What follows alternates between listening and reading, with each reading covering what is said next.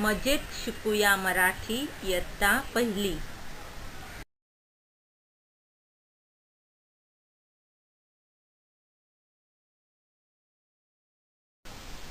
मुलांनो, तुम्हाला गोष्टी ऐकायला आवडतात का?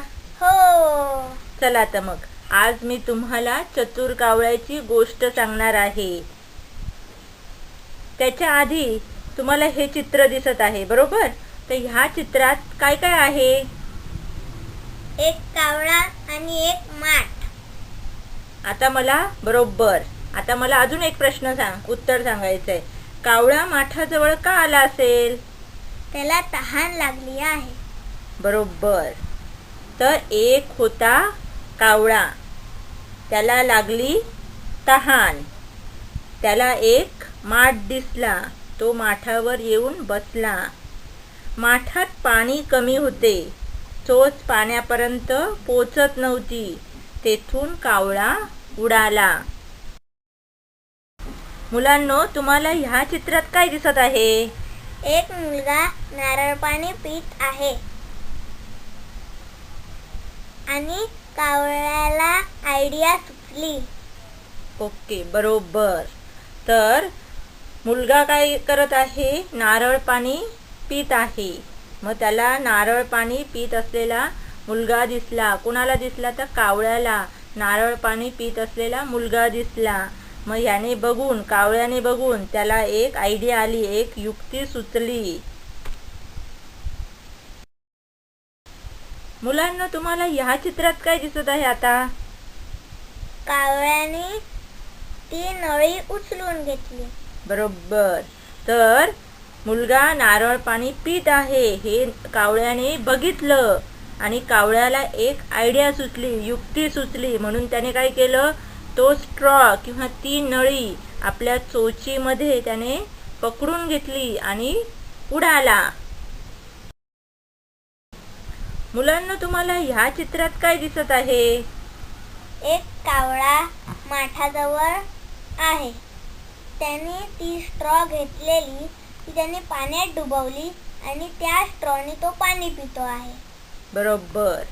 तर कावळ्याने त्या मुलाकडची ती स्ट्रॉ होती, नळी होती, त्याच्या चोचीने उचलून घेतली आणि तो उडाला. आणि कुठे आला? तर त्या माठाजवळ आला आणि माठाजवळ ती स्ट्रॉ टाकली त्याने आणि त्याच्याने त्या नळीने तो पाणी ओढत आहे आणि चोचीने त्याने पाणी प्यायला आणि अशा प्रकारे त्याने त्याची तहान भागवली. चतुर कावळा. एका झाडावर एक कावळा राहत होता. एके दिवशी त्याला तहान लागली. तो इकडे तिकडे फिरू लागला, पण त्याला पाणी कुठेच दिसेना. शेवटी त्याला दूरवर गेल्यावर त्याला माठ दिसला. तो माठाच्या काठावर तो बसला आणि डोकावून बघू लागला. तर पाणी तळाशी होते आणि चोच त्याची पाण्यापर्यंत पोचत नव्हती. मग तो इकडे तिकडे पुन्हा फिरू लागला. आता काय करायचे? तहान तर लागली आहे, पाणी प्यायचं आहे, आता काय करावे? मग त्याला एक लहान मुलगा दिसला आणि तो स्ट्रॉने, नळीने शहाळ्याचे म्हणजे नारळाचे पाणी पीत होता.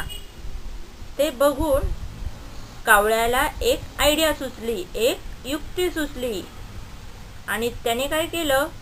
तिकडे एक स्ट्रॉ होता. मग तो स्ट्रॉ त्याने आपल्या चोचीत उचलला आणि पुन्हा त्या माठाजवळ आला. माठाच्या काठावर बसला. त्याने चोचीने तो स्ट्रॉ, ती नळी त्या पाण्यात टाकली, त्या माठात टाकली आणि चोचीने ती नळी धरली आणि चोचीने ते पाणी ओढले आणि त्याने आपली तहान भागवली. अशा प्रकारे त्याने आपली तहान भागवली. त्याला पाण्याची तहान लागली होती आणि त्याने युक्ती सुचवली ही आणि त्याने पाण्याने आपली तहान भागवली. म्हणून त्याला काय म्हटलं आहे? चतुर कावळा. चला तर मुलांनो, मला आता याची नावे सांगा. कावळा, कावळा, नळी, नळी, माठ, माठ, मुलगा, मुलगा, शहाळे. शहाळे.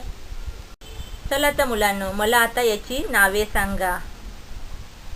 कावळा, कावळा, नळी, नळी, माठ, माठ, मुलगा, मुलगा, शहाळे. शहाळे. Please like and subscribe my channel. Visit my website komalahirrao.com.